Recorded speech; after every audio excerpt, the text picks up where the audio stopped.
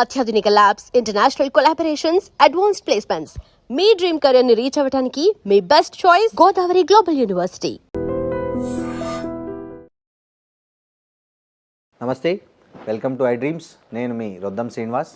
ఇవాల్టి మన special guest ఎవరో కాదు, ఒమేగా హాస్పిటల్స్ స్థాపించి తెలుగు రాష్ట్రాలతో పాటు సౌత్ ఇండియాలో కూడా అనేక మంది ప్రముఖులకు, సాధారణ పేషెంట్లకు కూడా అనేక అత్యాధునిక పద్ధతుల్లో చికిత్స అందిస్తున్నటువంటి డాక్టర్ మోహన వంశీ గారు మనతో ఉన్నారు. ఆయన హాస్పిటల్లో ఎప్పటికప్పుడు కొత్త కొత్త టెక్నాలజీతో పాటు కొత్త కొత్త చికిత్స పద్ధతులను ప్రవేశపెడుతుంటారనే పేరుంది ఆయనకి. ఆయనకు బెస్ట్ ఆంకాలజిస్ట్గా కూడా చాలా పేరు ప్రఖ్యాతులు గడించినటువంటి మోహన్ వంశీ గారు మనతో ఉన్నారు. నమస్తే సార్. నమస్కారం అండి. సార్, మోహన్ వంశీ గారు, క్యాన్సర్ కంటే ముందు మీరు ఒక మెడికల్ స్టూడెంట్గా జిప్మర్ నుంచి బయలుదేరి హైదరాబాద్లోకి ఎంట్రీ అయ్యారు కదా. అవునండి. ఆ ట్రావెల్ గురించి కొద్దిగా చెప్తారా? నేను నా ఎంబీబీఎస్ జిప్మర్ పాండిచేరిలో చేశానండి. అక్కడే కూడా ఎంఎస్ జనరల్ సర్జరీలో పోస్ట్ గ్రాడ్యుయేషన్ కూడా చేసేసి, ఆ తర్వాత క్యాన్సర్ ఇన్స్టిట్యూట్ అడియార్లో నేను ఎంసీహెచ్ అంటే super specialisation course in oncology చేశానండి. That is way back in 1993.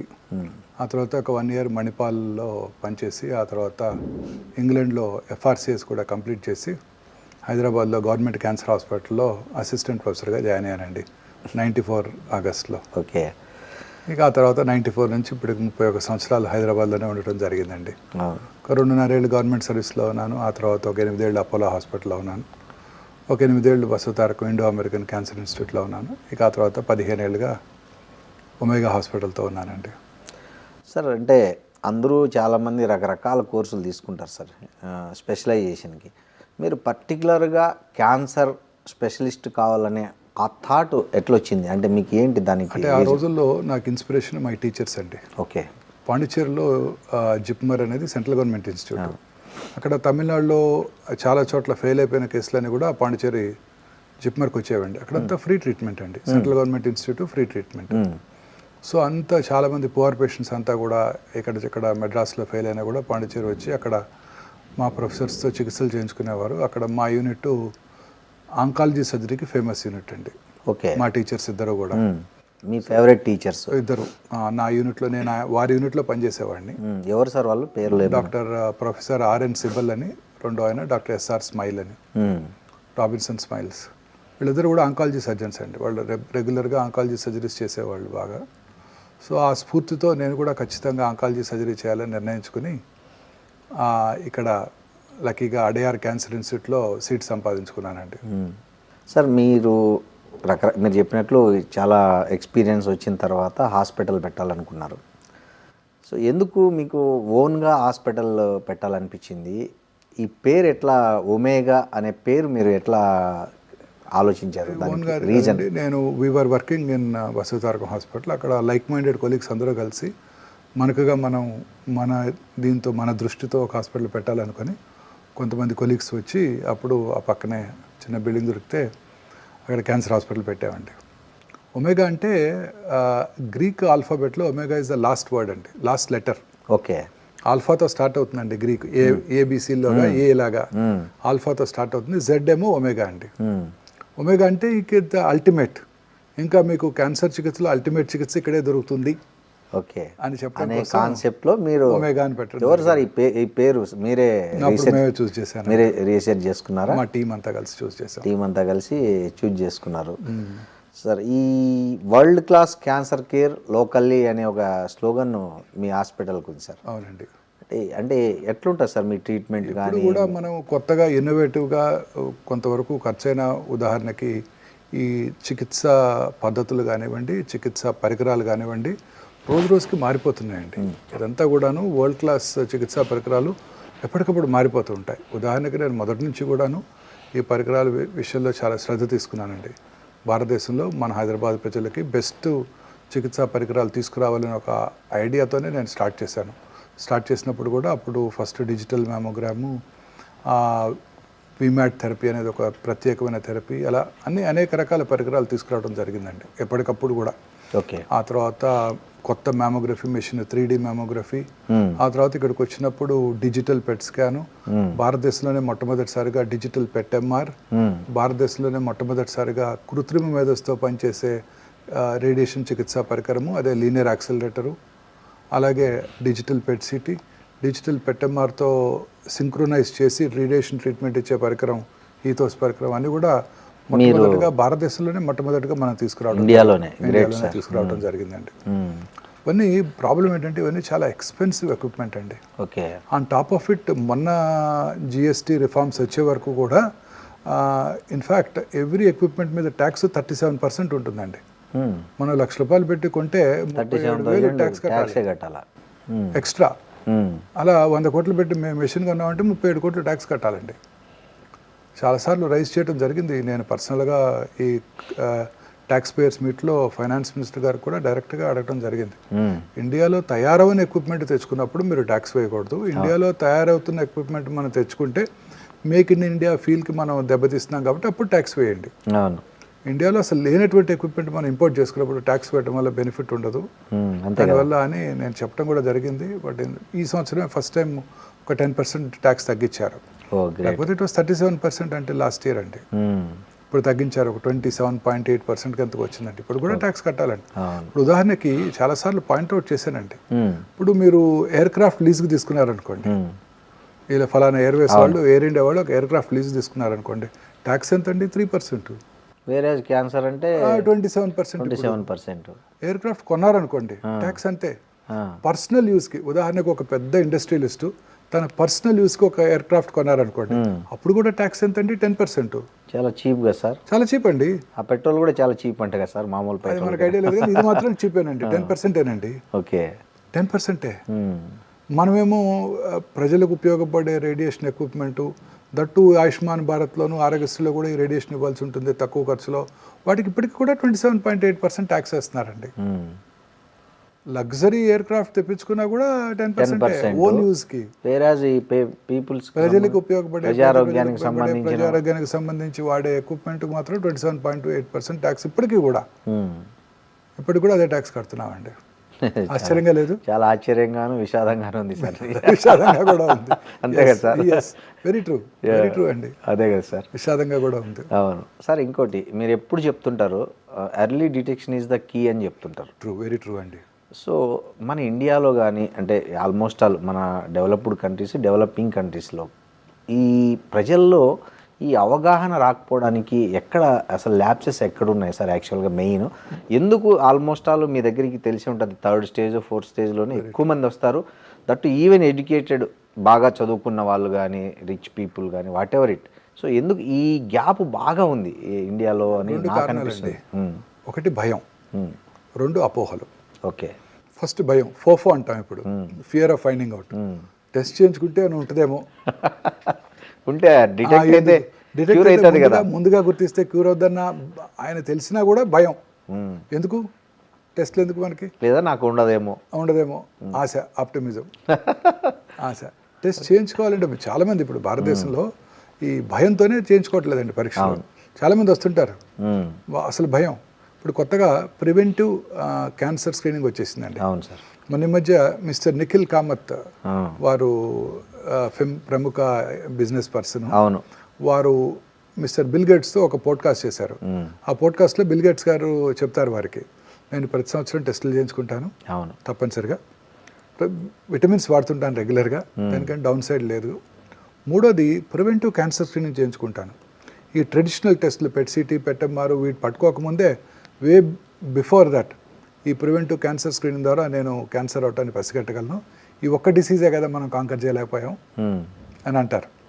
అదే టెస్ట్ ఇప్పుడు హైదరాబాద్లో అందుబాటులోకి వచ్చినప్పటికీ చాలామంది చేయించుకోవడానికి భయపడుతున్నారు. అంటే సార్ ఇక్కడ నాకు డౌట్, అంటే పీపుల్స్ అంటే అవగాహన లేకనా లేదా భయము అనేది పెడితే అది దానికి ఎంత ఛార్జ్ అవుతుందో అనేది కూడా వాళ్ళకి అది కూడా ఛార్జ్ ఏముందండి, వాళ్ళు కొనుక్కునే ఫ్యాన్సీ కార్లో 100 వంతు ప్రైస్. ఓకే. ఎంత ఉంటుంది సార్ జనరల్? అప్రాక్సిమేట్లీ 80,000 నుంచి 3 లక్షల దాకా ఉంటుందండి. 50,000 నుంచి 3 lakhs వరకు. 80,000 నుంచి 3 early cancer detection test 80 to 3 lakhs అందుబాటులో అవునండి, చేసుకోవచ్చు. ఓకే. కానీ కాస్ట్ కోసం కదండి, భయపడుతుంటారు అంతే. ఓకే. ఏమైనా వస్తేమో, వస్తే ఇప్పటి నుంచి భయపడాలిగా, పోతే అప్పుడు పోతానులే అనుకుంటూ ఉంటారు. అపోహలు ఏంటి సార్? అపోహలు చాలా మంది చెప్తుంటాము, ఏదో లంపు కనపడితే బయాప్సీ చేస్తానని. ఏంటి నీటిలు పెట్టి గుచ్చుతారా?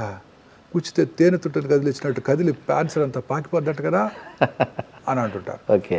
అయ్యా అప్పుడు చెప్తాను, అయ్యా ప్రముఖులు మీరు వాడే iPhone owner Steve Jobs, Manisha కొయిరాలాజీ, మిస్సెస్ సోనాలి బింద్రేజీ, రిషి కపూర్జీ వీళ్ళంతా కూడా బయాప్సీ చేయించుకునే క్యాన్సర్ డయాగ్నోస్ చేసుకున్నారు.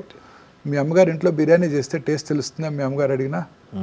తెలియదు కదా, చిన్న ముద్ద తింటేనే తెలుస్తుంది. సంజీవ్ కపూర్ మన టీవీలో మన ముందు బిర్యానీ చేసినా ముద్ద తిని చెప్తాడు. కరెక్ట్. ఇది కూడా అంతే, ఒక ముద్ద తినడం వల్ల బిర్యానీ టేస్ట్ పాడవుతుందా?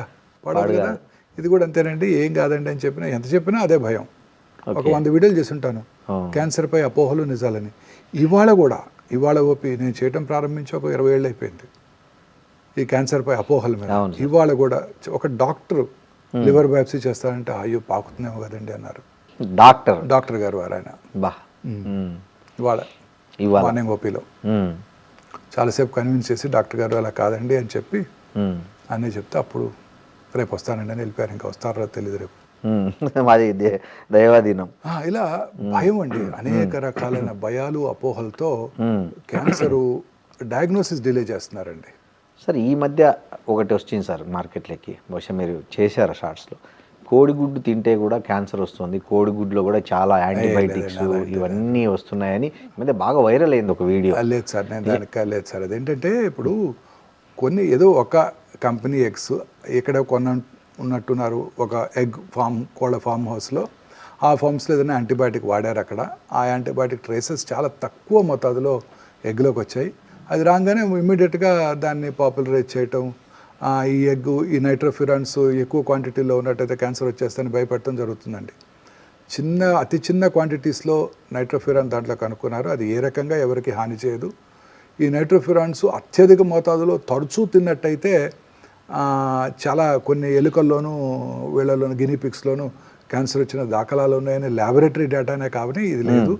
సో అసలు దాని గురించి ఆందోళన పడాల్సిన అవసరమే లేదండి. అది ఏ రకంగానూ క్యాన్సర్ కారకాలు కాదు. ఎగ్ అనేది ఒక పూర్తి ఆహారం అండి, ప్రతి నార్మల్ ఇండివిజువల్కి అలాగే పేషెంట్స్ కూడా రోగులు కూడా పూర్తి ఆహారం అండి. అన్ని రకాలుగా అత్యంత మేలైన ఆహారం. ఎగ్ ప్రోటీన్ అనేది మన మనుషులతో ప్రోటీన్కి కంప్లీట్ సిమిలారిటీ ఉంటుందండి. తద్వారా పూర్తిగా అబ్జర్వ్ చేయబడుతుంది. ఆ ఎల్లో అంటామే యోక్లో ఉండేది కూడా చక్కటి కొలెస్ట్రాల్. మనకు ఆ కొలెస్ట్రాల్ తప్పనిసరిగా అవసరం. ప్రతి వాళ్ళకి కూడా ఎగ్ తీసుకోవడం అన్ని రకాలుగా శ్రేయస్కరం అండి. సార్ ఇంకోటి, మీరు ఈ మధ్యనే ఒక ఫైండ్ అవుట్ చేశారు, ఈ షాంపూ నురగ వల్ల కూడా క్యాన్సర్ వచ్చే అవకాశం ఉంది అని అంటున్నారు. అంటే ఎలాంటి షాంపూలు సార్? అంటే కెమికల్ రిలేటెడా లేకపోతే ఆర్గానిక్? కొన్ని ఆయుర్వేద షాంపూలు ఉన్నాయి మార్కెట్లో, కొన్ని ఏమో రకరకాల బ్రాండ్స్తో మామూలుగా ఉన్నాయి. అంటే ఎలాంటి షాంపూలు నురగల వల్ల వస్తుంది? వాళ్ళ తప్పు కూడా కాదండి. అదే కొన్ని రకాల షాంపూస్లో ఈ ఫోమ్ రావటం కోసం కొన్ని రకాల కెమికల్స్ వాడుతూ ఉంటారు. ఆ కెమికల్స్ ఎక్కువ కాలం వాడినట్టయితే మనకి కొన్ని రకాల వ్యాధులు, ఇరిటేషను, వెరీ రేర్లీ క్యాన్సరు, అలాంటి ఎగ్జిమా లాంటివి కూడా వచ్చే అవకాశాలు ఉంటాయండి. సో అందుకని ప్రిఫరబుల్గా మనందరూ కూడా న్యాచురల్ షాంపూస్, అంటే మనం రకరకాల కుంకుడుకాయ రసం, షికాకాయ రసం వీటితో చేసుకున్నవి అయితేనే, అంటే ఆ పేరుతో మార్కెట్లోకి వస్తున్న బ్రాండ్స్ మనం కేర్ఫుల్గా పరిశీలించినట్టయితే కొన్ని రకాల కెమికల్స్ని అవాయిడ్ చేసినట్టయితే సరిపోతుంది. అంటే ఏ తరహా కెమికల్? అంటే 2-3 రకాలు ఉన్నాయండి. పిహెచ్ఎస్ అని, థాలేట్స్ అని, వీటిని అవాయిడ్ చేస్తే సరిపోతుందండి. ఓకే సార్, ఈ మధ్య మీ అబ్జర్వేషన్ ప్రకారం మన రాష్ట్రాల్లో, తెలుగు రాష్ట్రాల్లో క్యాన్సర్ పేషెంట్లు విపరీతంగా పెరుగుతున్నారు. అది ప్రపంచమంతా అదే, ప్రపంచమంతా ఉంది. అంటే దానికి బేసిక్ రీజన్ ఏమంటారు సార్? ఐ మీన్ ఇంకా చాలా తక్కువ అండి మనం చూసేది. మన అంటే బయటపడలేదు కావచ్చు, బహుశా అండర్ రిపోర్టెడ్ చూసినా కూడా తెలియదు, చెప్పట్లేదు ఎవరు. అవును. ఇప్పుడు cancer is not a notifiable, ఒకప్పుడు ఎయిడ్స్ అట్లా ఉండేది, నాట్ ఏ నోటిఫైబుల్ డిసీజ్ కదండి. అందుకని చెప్పట్లేదు. క్యాన్సర్ ఇప్పుడు మనం వాళ్ళ ఒక పేషెంట్ వచ్చారంటే క్యాన్సర్కి మంచి ట్రీట్మెంట్ ఇస్తే సరిపోతుంది. నేను ఎవరికి నోటిఫై చేయాల్సిన అవసరం లేదు. అవును. అదే కరోనా వచ్చిందంటే ఇప్పటికీ కూడా నోటిఫై చేయాలి మనం. అవును. అలానే cancer is not a notifiable disease అండి. అందుకని అండర్ రిపోర్టెడ్. భారతదేశంలో 1.54 బిలియన్ పాపులేషన్లో ప్రభుత్వం వారు ఎస్టిమేట్ చేసింది 1.5 మిలియన్ క్యాన్సర్ పేషెంట్స్ కొత్త కేసులు. చైనా కూడా ఈక్వల్లీ పాపులేటెడ్ కంట్రీయే కదండి, 1.53-52 బిలియన్స్. అక్కడ 4.5 మిలియన్ కేసెస్, అంటే మనకు 3 రెట్లు ఎక్కువ. అండర్ రిపోర్ట్ కేసులు ఉంటాయి, చైనీస్ మనకన్నా మంచి హెల్దీ డైట్ తింటారు, చాలా న్యూట్రిషన్, బాగా తక్కువ తింటారు, అన్ని చక్కటి ఆహారం, చక్కటి ఎక్సర్సైజ్, ఫిట్గా ఉంటారు. అవును. మన దేశంలో ఎంత తక్కువ ఉందంటే ఎవరు నమ్మగలమండి? అదే సో కదా ఎక్కువ సార్. ఉంటుంది. అవును సార్. సో ఈ క్యాన్సర్ ఇన్సిడెంట్స్ పెరగడానికి రకరకాల కారణాలు ఉన్నాయండి. అందులో ముఖ్యమైనది ఏజింగ్. ఓకే. ఇంతకుముందు కరోనా వచ్చి చనిపోయేవారు, ప్లేగ్ వచ్చి చనిపోయేవారు, ఇన్ఫెక్షన్స్ డిసీజెస్ వచ్చి చనిపోయేవారు, కర్నరీ ఆర్టరీ డిసీజ్తో చనిపోయేవారు. ఇప్పుడు మనం అన్నీ కాంకర్ చేసాం సార్. ఇప్పుడు మనం వయసు పెరిగే కొద్ది అంటే ఎక్కువ కాలం బ్రతికే కొద్దీ ఈ క్యాన్సర్ పేషెంట్లు ఎక్కువ మందిని చూస్తున్నాం. కరెక్ట్. ఏజ్ ద్వారా కూడా క్యాన్సర్ వస్తుంది. వయసు పెరిగే కొద్ది జనరల్గా మీరు అన్నారు ఇందాక, అంటే ప్రతి ఒక్కరూ క్యాన్సర్ పరీక్షలు చేయించుకోవాలి తప్పనిసరిగా. అంటే ఏ ఏజ్ నుంచి ఎవరి ఇయర్ చేయించుకుంటే బెటర్ అంటారు సార్ మీరు? అంటే కొన్ని రకాల క్యాన్సర్స్, ఉదాహరణకి స్త్రీలు 40 ఏళ్ళు వచ్చాక రిస్క్ ఫ్యాక్టర్స్ లేనప్పటికీ కూడా ప్రతి 2 నుంచి 3 సంవత్సరాలకు ఒకసారి మ్యామోగ్రఫీ పరీక్ష, సంవత్సరానికి ఒకసారి వారి లేడీ డాక్టర్తో చిన్న పరీక్ష, గైనకలాజికల్ టెస్టింగు, అవసరమైతే ప్యాప్స్మియర్ టెస్టు. పురుషులు 50 దాటాక సంవత్సరానికి ఒకసారి పిఎస్ఏ టెస్టింగు. స్త్రీలు 50 దాటాక ప్రతి సంవత్సరం మ్యామోగ్రఫీ పరీక్ష 65 ఏళ్ళు వచ్చే వరకు రెగ్యులర్గా చేయించుకోవాల్సి ఉంటుందండి. సార్, ఈ మార్కెట్లో ముఖ్యంగా ఆడపిల్లలకు సర్టన్ ఏజ్ లోపల మూడు సార్లు ఒక వ్యాక్సిన్ వేయించుకుంటే క్యాన్సర్ రాదనేది ఒకటి ఉంది. దాని మీద చాలామంది పాజిటివ్గా మాట్లాడుతున్నారు, కొంతమంది నెగిటివ్గా మాట్లాడుతున్నారు. సో ఫ్యాక్ట్ ఏంటి సార్? అంటే ఫ్యాక్ట్ ఏంటంటే అది హ్యూమన్ ప్యాపిలోమేటస్ వైరస్ ఇన్ఫెక్షన్ వల్ల గర్భసంచి ముఖద్వార క్యాన్సర్ వస్తుందని సైంటిస్టులు గట్టిగా ప్రూవ్ చేయడం జరిగింది. సో ఆ హెచ్పివి వైరస్కి వ్యాక్సిన్ కనుక్కున్నారండి. ఆ హెచ్పివి వైరస్ స్త్రీలలోని ఆ సర్వైకల్ ఎపిథీలియం లోపలికి వెళ్ళిపోయి ఇమ్యూన్ మెకానిజమ్స్కి దొరకకుండా ఆ ఎపిథీలియంలోనే ఉంటుందండి.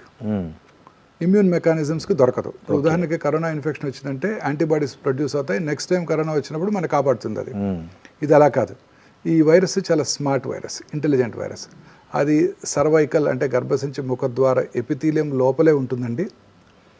బయట ఉండే బ్లడ్లోకి రాదు కాబట్టి, ఇమ్యూన్ మెకానిజమ్స్కి దొరకదు కాబట్టి దానికి యాంటీబాడీస్ డెవలప్ అవ్వవు.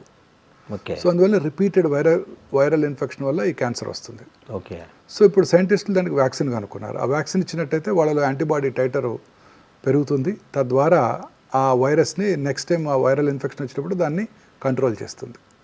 సో తద్వారా క్యాన్సర్ రాకుండా చేసుకోవచ్చు. ఓకే. ప్రైమరీ ప్రివెన్షన్ చాలా బెటర్ టు పిల్లలకి వేయించడం అనేది ఖచ్చితంగా. 14 ఏళ్ల మధ్యలో 2 డోసుల వ్యాక్సిన్ కనుక తీసుకున్నట్టయితే ఎప్పటికీ కూడా వారికి జీవితంలో ఈ క్యాన్సర్ వచ్చే అవకాశమే లేదండి. ఒకవేళ ఏజ్ దాటిపోయిన పిల్లలకి వేస్తే ఉపయోగం వేసుకోవచ్చండి. తర్వాత కూడా పెళ్లి కాకముందు వరకు కూడా 3 డోసులు తీసుకోవాల్సి ఉంటుంది. పెళ్ళైన తర్వాత కూడా తీసుకోవచ్చు. ముందుగా ఒకసారి పరీక్ష చేయించుకొని 1 సంవత్సరం పాటు ప్రెగ్నెన్సీ రాకుండా చూసుకున్నట్టయితే ఖచ్చితంగా వాళ్ళు కూడా వ్యాక్సిన్ తీసుకుంటే మంచిదండి. ప్రభుత్వం వారు ఇప్పుడు ఫ్రీగా ఈ సంవత్సరం నుంచి చిన్నపిల్లలందరికీ వ్యాక్సిన్ అందజేయబోతున్నారు. Great sir. ఇది మొన్న మధ్య బడ్జెట్లో మన finance minister Mrs Nirmala Sitharaman తెలియజేయడం జరిగింది. సార్, ఒక మనిషికి క్యాన్సర్ ఉందని ఒక ప్రైమరీ సిమ్టమ్ ఏమన్నా తెలుసుకోవచ్చా sir? I mean without any అంటే ప్రాపర్గా కాకుండా, ఇప్పుడు జ్వరం వచ్చే ముందు ఎలా ఒళ్ళు నొప్పులు, దగ్గు, కొంచెం నీరసం ఎట్లా వస్తుందో. Cancer is a silent killer అండి. ఎటువంటి సిమ్టమ్స్ లేకుండా మేనిఫెస్ట్ చేస్తుంది. ఓకే. ఉదాహరణకు నోట్లో ఒక అల్సర్ ఉంటుంది. అల్సర్ క్రమం తప్పకుండా పెరుగుతూ ఉంటుంది, కానీ నొప్పి కలిగించదు. చిన్న అల్సర్ ఉంటుందని ఉంటుంది, తగ్గుతుంది లేని అశ్రద్ధ చేస్తారే తప్ప మళ్ళీ ఆ ఫియర్ ఆఫ్ ఫైండింగ్ అవుట్ వల్ల భయపడే డాక్టర్ దగ్గరికి వెళ్లకుండా తిరుగుతూ ఉంటారు. తగ్గిపోద్దులే అనుకుంటా అలా అశ్రద్ధ చేస్తుంటారు. సో అలాగే అనేక రకాల సిమ్టమ్స్, కొంచెం హెడేకు, ఉదాహరణకి బ్రెయిన్ ట్యూమర్తో స్టార్ట్ చేద్దాం. హెడేక్ రావటం, మైల్డ్ హెడేక్, కంటి చూపు వలన హెడేక్ వచ్చింది అనుకుంటారే తప్ప ఈ బ్రెయిన్ ట్యూమర్ వల్ల వచ్చిందని అనుకోరు.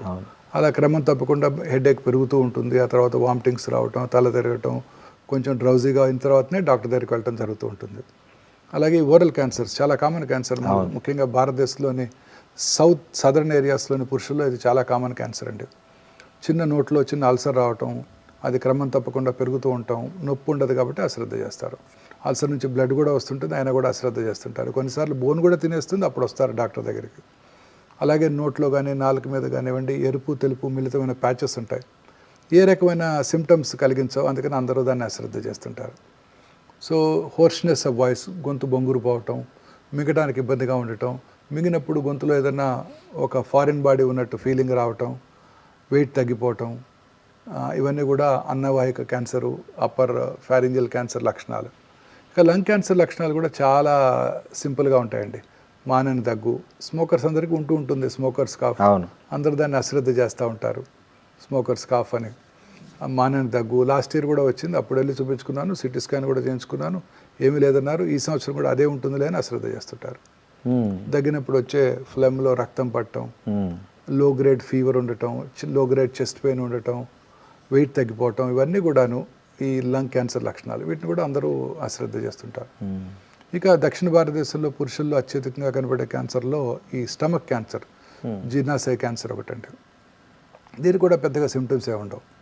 కొంచెం ఫుడ్ తిన్నా పొట్ట ఫుల్ అయినట్టు ఉండటం, గ్యాస్ పట్టేసినట్టు ఉండటం, తేన్పులు రావటం, వామిటింగ్ రావటం, వామిటస్లో బ్లడ్ రావటం, ఇవన్నీ కూడా వెయిట్ తగ్గిపోవటం గ్యాస్ట్రిక్ క్యాన్సర్ లక్షణాలు. అర్లీ స్టేజ్లో అందరూ కూడా దీన్ని అశ్రద్ధ చేస్తుంటారు. నాకు గ్యాస్ ఉంది అనుకుంటారే తప్ప వెళ్ళి చెక్ చేసుకుందాం, ఎండోస్కోపీ చేసుకుందాం అని ఒకసారి కూడా ఎవరు అనుకోరనమాట. ఇలా అలాగే మలమూత్ర విసర్జన అలవాట్లో మార్పు రావటం, మోషన్లో బ్లడ్ పట్టడం. మోషన్లో బ్లడ్ పెడితే ఫస్ట్ నాకు పైల్స్ ఉన్నాయి, లాస్ట్ ఇయర్ కూడా ఉంది, అంత ముందు ఇయర్ కూడా ఉంది. అప్పుడు డాక్టర్ దగ్గరికి వెళ్ళాను, మెడిసిన్స్ తిన్నాము, డిసెంట్రీ ఉంది, బావర్చీలో తిన్నాను, ఇలా అనుకుంటూ ఉంటారు. కారం ఎక్కువ తిన్నా, మసాలా ఎక్కువ తిన్నా కాబట్టి చికెన్ తిన్నాను, బ్లడ్ వచ్చింది, వేడి చేసింది, ఇలాంటి వెరీ ట్రూ, ఇలా అనుకుంటారే తప్ప ఇలా చెక్ చేయించుకోరు. తద్వారా అనేక రకాలైన క్యాన్సర్స్ లేట్ స్టేజెస్లోనే కనబడుతున్నాయండి. సార్ ఇంకోటి సార్, అంటే నేను చాలా కామన్ ఒక కామెంట్ చాలామందిలో, అన్ని అలవాట్లు మందు కొట్టి సిగరెట్ తాగి గుట్కాలు వేసుకొని పాన్లు వేసుకునే వాళ్ళు బాగా హెల్తీగా ఉంటున్నారు. చాలామంది మంచిగా రోజు ఎక్సర్సైజ్ చేసి మంచి ఫుడ్ తీసుకొని మంచి క్వాలిటీ ఫుడ్ మెయింటైన్ చేసి హెల్త్ మెయింటైన్ చేసి వీళ్ళు క్యాన్సర్ డిటెక్ట్ అవుతుంది. ఇది ఏంది అనేది కొంచెం చాలా మందిలో ఉండే ఒక కామన్ ఆర్గ్యుమెంట్ ఒకటి ఉంది సార్. అంటే అలా ఏం లేదండి. ఖచ్చితంగా స్మోక్ చేసే వాళ్ళలోనే లంగ్ క్యాన్సర్ వచ్చే అవకాశాలు ఎక్కువగా ఉంటాయి, ఓరల్ క్యాన్సర్స్ వచ్చే అవకాశాలు ఎక్కువగా ఉంటాయి. మీరు 100 మంది లంగ్ క్యాన్సర్ పేషెంట్ చూసామంటే అందులో 80 మందికి ఈ స్మోక్ చేసిన హిస్టరీ ఉంటుందండి. 12 ఏళ్ళ ఆడపిల్ల కూడా లంగ్ క్యాన్సర్ చూశాను, బట్ చాలా తక్కువ. స్మోక్ చేసే పురుషుల్లోనే లంగ్ క్యాన్సర్ వచ్చే అవకాశాలు చాలా ఎక్కువగా ఉంటాయండి. ఆల్కహాల్ తాగే వాళ్ళలో అన్నవాహిక క్యాన్సర్, ఓరల్ క్యాన్సర్స్ వచ్చే అవకాశాలు ఎక్కువ ఉంటాయి, లివర్ క్యాన్సర్ వచ్చే అవకాశాలు ఎక్కువగా ఉంటాయి. అలా అన్ని రకాలుగా దొరలవాట్లు ఉన్న అందరిలోకి కూడా క్యాన్సర్లు వచ్చే అవకాశాలు చాలా ఎక్కువగా ఉంటాయి. సరే, ఎక్కడో ఒక చోట దొరలవాట్లు లేని వాళ్ళలో వచ్చినప్పుడు దాన్ని హైలైట్ అవుతుంది తప్ప అది ఖచ్చితంగా కాదండి. 100% మీరు అనుకున్నట్టే దొరలవాట్లు ఉన్న వాళ్ళలో క్యాన్సర్ వచ్చే అవకాశాలు చాలా చాలా ఎక్కువగా ఉంటాయండి. సరే, ఈ మందు లిమిట్గా తీసుకుంటే ఏం కాదు, సిగరెట్ లిమిట్గా తాగితే ఏం కాదు అనేది కూడా ఒకటి లేదండి. ఈ మధ్య అనేక అధ్యయనాల్లో తేలింది ఏంటంటే, కొంచెం తీసుకున్న ఆల్కహాల్, ఒక 30 ml ఆల్కహాల్ తాగినా కూడా క్యాన్సర్ వచ్చే అవకాశాలు చాలా పెరిగిపోతాయి. ఇక నుంచి ఆల్కహాల్ బాటిల్స్ మీద కూడా it is injurious to health అని వాళ్ళు లేబుల్ అయిపోతున్నారు. స్మోకర్స్కి ఎలా వేస్తున్నారు, ఈవెన్ 30 ml కూడా. Yes okay. అమెరికన్ వాళ్ళ ఫిజిషియన్స్ మొన్న మధ్య జరిగిన సర్వేలో కూడా వాళ్ళు ఇదే నిర్ధారణ చేయడం జరిగింది. వాళ్ళ సర్జన్ క్యాన్సర్ పెరగడానికి ఈ ఆల్కహాల్, స్మోకింగ్ ఎట్లా దోహదం చేస్తాయి సార్? అంటే బాడీలో ఇప్పుడు స్మోక్ చేసిన మీకు 6 సెకండ్స్లో ఈ పొగాకులో ఉన్న 400 క్యాన్సర్ కారక రసాయనాలు బ్లడ్లో ప్రవహించి బాడీలో అన్ని భాగాలకు వెళ్ళిపోయి అన్ని చోట్ల క్యాన్సర్ కలిగిస్తాయి. ఇమాజిన్ చేయండి, ఇక్కడ స్మోక్ చేస్తే ఆడవాళ్ళలో గర్భసించి ముఖ ద్వారా క్యాన్సర్ వస్తుంది, బ్లాడర్ క్యాన్సర్స్, అన్ని రకాల క్యాన్సర్స్ వచ్చేస్తాయండి. అలాగే ఆల్కహాల్ తాగిన వాళ్ళు అనేక రకాలైన రసాయనాలు రిలీజ్ అయ్యి రకరకాల క్యాన్సర్స్కి దారితీస్తుందండి. ముఖ్యంగా అన్నవాహిక, gastric cancer, liver cancer, pharyngeal cancer. Okay. Smoke చేసే వాళ్ళలో 100కి ఒక 30 మంది క్యాన్సర్ వచ్చింది అనుకున్నామండి. ఆల్కహాల్ మాత్రమే తాగే వాళ్ళు 100కి 10 మందికి వస్తుంది అనుకున్నాం. రెండు కలిపి చేస్తే 30 + 10 40 కాదండి, 70% అండి. ఓకే. దాన్ని సినర్జిస్టిక్ ఎఫెక్ట్ అంటారు. అంటే ఒకదానికొకటి ఇంకా సహాయం చేసుకొని ఇంకెక్కువ క్యాన్సర్లు కలిగిస్తాయి. అవును సార్, ఇంకోటి ఉంది సార్, అంటే స్వీట్ తినొద్దండి. స్వీట్ అంటే బికాస్ ఆఫ్ షుగర్ ఓన్లీ బాడీలో క్యాన్సర్ కణాలు సర్వైవ్ అవుతుంటాయి. సో ఆ స్వీట్ అనేది తినకపోతే అవి ఆటోమేటిక్గా చనిపోతాయి అనే ఈ మధ్య అది కూడా ఒక ప్రచారం ఈ మధ్య కాలంలో వస్తుందండి. అన్నీ కూడా మితంగా తీసుకోవాలండి. ఈ షుగర్, వైట్ షుగర్ అనేది వెరీ డేంజరస్ అండి. ఓకే. ఈ వైట్ షుగర్ తీసుకోవడం వల్ల అనేక రకాలైన కరోనరీ ఆర్టరీ డిసీజ్ దగ్గర నుంచి అన్ని రకాల ఎయిల్మెంట్స్కి అదే కారణం అండి. ఓకే. సో దాన్నే మనం రెడీగా అవైలబుల్ షుగర్ అంటాము. దాన్ని రెసిస్టెంట్ స్టార్చ్ అని కూడా ఇప్పుడు కొత్త కాన్సెప్ట్ వస్తుంది. ఉదాహరణకి పొటాటోస్ని, బ్రెడ్ని కూడా ఒక రోజు ముందుగానే ప్రిపేర్ చేసి బాయిల్ చేసి రెఫ్రిజిరేటర్లో పెట్టుకుని తర్వాత వాడుకున్నట్టయితే పొటాటోస్ నెక్స్ట్ డేకి అవి కాంప్లెక్స్ కార్బోహైడ్రేట్ అవుతాయి. Simple carbohydrates are dangerous. ఇమీడియట్గా బాడీలో బ్లడ్ షుగర్ రైజ్ అవుతుంది, ఇన్సులిన్ పీక్ వస్తుంది, ఆ తర్వాత రెసిస్టెంట్ అవుతుంది, ఇన్సులిన్ రెసిస్టెన్స్ డెవలప్ అవుతుంది, పొట్టకు చుట్టూ కొవ్వులు పెరిగిపోతాయి, తద్వారా అనేక రకాల ఎయిల్మెంట్స్ రావడానికి అవకాశం ఉంటుంది. ఈ రెసిస్టెంట్ స్టార్చ్ అంటే తొందరగా జీర్ణం అవ్వదు, స్లోగా జీర్ణం అవుతుంది. ఈ మన చిలకడ దుంపలు అంటారు, స్వీట్ పొటాటో, ఇవన్నీ కూడా రెసిస్టెంట్ స్టార్చెస్. ఇవన్నీ కూడా రెసిస్టెంట్ స్టార్చెస్, కాంప్లెక్స్ కార్బోహైడ్రేట్స్ మనకి చాలా యూస్ఫుల్గా ఉంటాయి. 2 వర్డ్స్ మీరు నెక్స్ట్ ఫ్యూ డికెట్స్ వినబోతున్నారండి. ఒకటి ఇన్ఫ్లమేషను, రెండోది గట్ మైక్రోబియం. అంటే ఈ 2 కూడా మన హెల్త్కి చాలా ఇంపార్టెంట్ అండి. ఒకటి గట్ మైక్రోబియం, మన పేగుల్లో ఉండే హెల్దీ బ్యాక్టీరియా ఇవి డిస్టర్బ్ అయినప్పుడు అనేక రకాలైన టాక్సిన్స్ ఉత్పన్నమవుతాయండి. అవి అనేక రకాలైన రోగాలకు కారణమవుతాయి, అన్ని రకాల రోగాలకు కూడా. సో మన గట్ మైక్రోబియం డిస్టర్బ్ అవ్వకూడదు. ఈ ప్రీబయాటిక్స్ అంటాం చూడండి, అలాగే ప్రోబయాటిక్స్ అంటాం, ఇవన్నీ కూడా మన గట్ మైక్రోబియంని చక్కగా ఉంచి మనకి అన్ని రకాల వ్యాధుల్ని రాకుండా చేస్తాయండి. అలాగే ఇన్ఫ్లమేషన్ అంటే తెలుగులో దాని కరెక్ట్ వర్డ్ లేదండి, వాపు అంటాం. ఇన్ఫ్లమేషన్ అంటే ఆ డిస్టర్బెన్స్ ఆఫ్ ద ఎపిథీలియం అండి. ఇప్పుడు ఇన్ఫ్లమేషన్ వల్లనే కరోనరీ ఆర్టరీ డిసీజెస్ రావడానికి అవకాశాలు ఉంటాయి. ఈ ఇన్ఫ్లమేషన్ అనేది చాలా ఇంపార్టెంట్. ఈ ఇన్ఫ్లమేషన్ అనేది అన్ని రకాల జబ్బులకి మూల కారణం. ఇన్ఫ్లమేషన్ తగ్గించడానికే మనం ప్రయత్నం చేస్తుంటారు. ఉదాహరణకి రిఫైన్డ్ ఆయిల్స్, మా చిన్నప్పుడు రిఫైన్డ్ ఆయిల్స్ అంటే చాలా పాపులర్. ఇందులో కొలెస్ట్రాల్ తక్కువ ఉంటుంది, ఫ్యాట్స్ తక్కువ ఉంటాయి, మనకి చాలా హెల్దీ ఆయిల్ వాడుకుంటూ ఉండేవాళ్ళం. బట్ రిఫైన్డ్ ఆయిల్స్లో ఉండే ఆ రిఫైన్డ్ ఆయిల్స్ తయారు చేసే క్రమంలో వాడే కెమికల్స్ అనేక రకాలైన ఇన్ఫ్లమేషన్కి దారితీస్తాయి. అవి కరోనరీ ఆర్టరీ డిసీజ్కి దారితీస్తాయి, క్యాన్సర్లకు కూడా దారితీస్తాయి. అలా అనేక ఇప్పుడు అందుకని న్యాచురల్ ఫుడ్స్, మనం కోల్డ్ ప్రెస్డ్ ఆయిల్స్, మారిపోయింది. వీటి వల్ల ఇన్ఫ్లమేషన్ తక్కువగా ఉంటుంది, గట్ మైక్రోబియం బాగుంటుంది, మనం హెల్తీగా ఉంటాం. ఏదైనా ఒకటండి, అన్నీ మితంగా తీసుకోవాలి. కార్బోహైడ్రేట్స్, ఫ్యాట్స్, అలాగే ప్రోటీన్స్, సమతుల ఆహారం, సమతుల్యమైన ఆహారం తీసుకుంటే ఏ జబ్బులు రావండి. దాంతోపాటు దురలవాట్లకు దూరంగా ఉంటూ, పీచు పదార్థం ఎక్కువగా తీసుకుంటూ, రెగ్యులర్గా వ్యాయామం చేస్తూ, లీన్ బాడీ మాస్, ఊబకాయం రాకుండా సన్నగా ఉన్నట్టయితే అనేక రకాలైన జబ్బులకి ఇంక్లూడింగ్ క్యాన్సర్కి దూరంగా ఉండడానికి అవకాశం ఉంటుంది. సార్ ఇంకోటి కూడా నేను లక్ష్మణ ఫలం అని, తర్వాత మీరు చెప్పిన చిలగడ దుంపలు అంటే మా గంజిగడ్డలు అంటారు, వాటిని తినడం అనేది యాంటీ క్యాన్సర్ అంటారు, అది అలాగే లేదండి. అన్ని రకాల ఫ్రూట్స్ కూడా యాంటీ క్యాన్సరే. వాటిలో ఎనీ ఫ్రూట్ అండి, అన్ని రకాల ఫ్రూట్స్ కూడా, ఫ్రూట్స్ మనకి అన్ని రకాలుగా మనకి మంచి ఆరోగ్యాన్ని అందజేస్తాయండి. సీజనల్ ఫ్రూట్స్, మన అవకాడోలు, బ్లూబెర్రీలు తినాల్సిన అవసరం లేదు. మన ఉసిరికాయలు, రేక్కాయలు సీజనల్, ఏ సీజన్లో ఇప్పుడు సీజన్ దొరికే అన్ని ఈ సీజన్లో అన్ని దొరుకుతుంటాయి. సీతాఫలకాయలు, స్ట్రాబెర్రీస్ అన్ని దొరుకుతాయి. మనకి ఏది దొరికితే అది. మనం ఫ్యాన్సీ కివీస్, అవకాడోస్, బ్లూబెర్రీస్ తినాల్సిన అవసరం లేదు. మల్బెర్రీస్, మన ఊర్లో మన దొరికే జామకాయ అవకాడో కన్నా 100 రెట్లు బెటరు. మన ఆకుకూరలు కాలే కన్నా 100 రెట్లు బెటర్. తోటకూర, చుక్కకూర, పాలకూర, గోంగూర, పచ్చల కూర, అన్నీ కూడా పవర్ హౌసెస్ అండి. స్పినాచ్ అంటారు ఇంగ్లీష్ వాళ్ళు, మన తోటకూరేనండి. అందులో ఉండే ప్రోటీను, మన కాలీఫ్లవర్, వాళ్ళు బ్రోకలీ తింటారు, మన చాలా ఖరీదైన కూరగాయ. మన కాలీఫ్లవర్ 10 రూపాయలు దొరుకుతుంది. అదే సేమ్ అండి, సేమ్ క్వాంటిటీ ఆఫ్ ప్రోటీన్, అన్ని పీచు పదార్థం, అన్ని ఎక్కడ ఏం మార్పే లేదండి. అవునా సార్? అవకాడో కన్నా మన జాంకాయ బెటరు, బ్లూబెర్రీస్ కన్నా మన ఉసిరికాయలు బెటరు, మన చిలకడ దుంపలు, గంజిగడ్డలు అంటే చూడండి.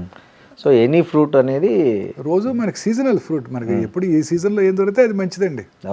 సార్ ఇంకోటి సార్, ఈ ఊరగాయలు ప్లాస్టిక్ డబ్బాల్లో పెట్టి ఇస్తున్నారు కదా, సో దానికంటే గాజు బాటల్లో ఉన్న ఊరగాయలు ఆరోగ్యానికి మేలు చేస్తాయి, వేరే ప్లాస్టిక్ బాటిల్స్లో పెట్టేవి కెమికల్ రియాక్షన్ జరిగి అవి తొందరగా క్యాన్సర్ రావడానికి కూడా కారణమవుతున్నాయి అనేది కూడా ఒకటి ఈ మధ్య వింటున్నాం. సో జనరల్గా ఊరగాయల మీద చాలా రకాల అభిప్రాయాలు ఉన్నాయి. కొంతమంది ఊరగాయలు ఫెర్మెంటెడ్ ఫుడ్స్ మనకి మేలు చేస్తాయి అంటారు. ఎనీథింగ్ ఫెర్మెంటేషన్ అనేది మన గట్ మైక్రోబియాన్ని కాపాడుతుందండి. రోజు పొద్దున్నే తినే ఇడ్లీ, దోశ, ఇవన్నీ కూడా మన ఫెర్మెంటెడ్ ఫుడ్స్, అవన్నీ కూడా గట్ మైక్రోబియాన్ని కాపాడుతాయండి. రకరకాల దేశాల్లో, కొరియాలోను, మన ఇండియాలోను పెరుగుతో రకరకాల ఫ్రూట్ మన పదార్థాలు చేసుకొని తింటూ ఉంటాం. అవన్నీ కూడా మనకు చాలా మంచి ఆహారం. అలాగే ఊరగాయల్లో కూడా ఫెర్మెంటెడ్ బ్యాక్టీరియా ఉంటుంది, అది మన గట్ మైక్రోబియం మంచిది, బట్ లిమిటెడ్ క్వాంటిటీస్. ఊరగాయలో ఉండేది ఏంటండి? సాల్ట్, కారం, ఆయిల్. సాల్ట్ మనకి ఇప్పుడు కూడా మంచిది కాదు. ఆయిల్ తక్కువగా తీసుకోవాలి, అన్ని సమపాలలో తీసుకోవాలి. వాటిలో చాలా ఎక్కువ ఉంటాయండి. Correct sir. వాటిలో చాలా ఎక్కువ ఉంటాయి. సాల్ట్ ఎక్కువ అయిపోతే ఊరగాయ నిలవదు. మీరు సాల్ట్ తక్కువ వేసి ఊరగాయ పెట్టండి, రెండో రోజు ఫంగస్ వచ్చేస్తుంది, బూజు పట్టేస్తుంది. అవును.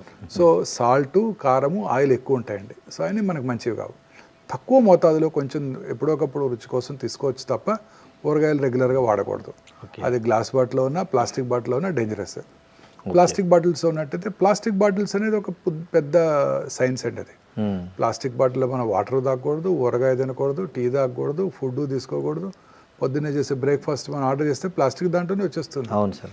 మీరు రోజు ఆర్డర్ చేసే వాటిని ఏమంటారు 10 minutesలో ఫాస్ట్ ఫుడ్ డెలివరీ చేస్తుంటారు, జొమాటో, అవన్నీ కూడాను మీకు బ్లాక్ ప్లాస్టిక్, వైట్ ప్లాస్టిక్ వస్తుంటాయి. ఆ హీటెడ్ ఫుడ్ ఐటమ్ దాంట్లో వేసినప్పుడు దాంట్లోంచి, ఆ ప్లాస్టిక్లోంచి అనేక రకాలైన మనకు అవసరం లేని టాక్సిన్స్ మన ఫుడ్లోకి వచ్చి మన బాడీలోకి వెళ్ళిపోతున్నాయి. సో ఇవన్నీ కూడా అవాయిడ్ చేయాల్సిందేనండి. సార్, ఈ మధ్య పేపర్ ప్లేట్ల కల్చర్ ఎక్కువైంది. ఏ ఫంక్షన్ చూసుకున్నా, ఎక్కడ చూసుకున్నా చాలా మటుకు ఇంతకుముందు విస్తరాకులు, అరిటాకుల ప్లేస్లో ఇప్పుడు చాలా పేపర్ ప్లేట్లు వచ్చేసాయి. సో ఈ పేపర్ ప్లేట్ల కంటే దానికి వాడే కలరు, కోటింగ్ అనేది అవన్నీ కూడా చాలా డేంజరస్ అండి. మనం నేచర్తో ఫైట్ చేస్తున్నామండి. ఓకే, ప్రకృతితో మనం ఫైట్ చేస్తున్నాం. ప్రకృతితో ఫైట్ చేసినప్పుడు వచ్చేవన్నీ కూడా ఇలాంటి జబ్బులే. ఓకే, ఇప్పుడు మీరు పొద్దున్నే లేవగానే plastic toothbrush, plastic bristles, synthetic toothpaste, plastic tongue cleaner, plastic bucket,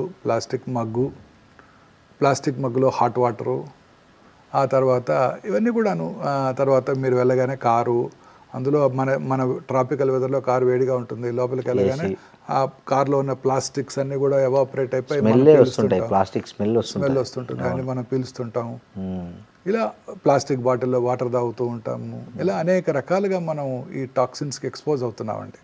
okay, వీటి వల్లే ఈ క్యాన్సర్స్ యొక్క ఇన్సిడెన్స్, అంటే కొత్త క్యాన్సర్ రావడం పెరిగిపోతుంది బాగా. ఓకే సార్, ఇప్పుడు మన ఒమేగా హాస్పిటల్లో మీరు ఏఐ ఆధారిత క్యాన్సర్ నిర్ధారణ పరీక్షలు పెట్టారు కదా.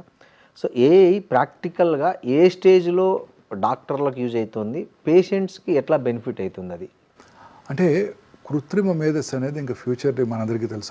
అన్ని రంగాల్లోనూ కృత్రిమ మేధస్సే going to play major role. In fact medical సైన్సెస్లో కూడా అది మేజర్ రోల్ ప్లే చేస్తుందండి. ఓకే, ఇప్పుడు ఉదాహరణకి రేడియలాజికల్ డయాగ్నోసిస్ కానివ్వండి, ఇదంతా కూడా ప్యాటర్న్ రిపోర్టింగ్ అంటారు. అంటే మనకున్న నాలెడ్జ్తో దాన్ని రిపోర్ట్ చేస్తుంటాం.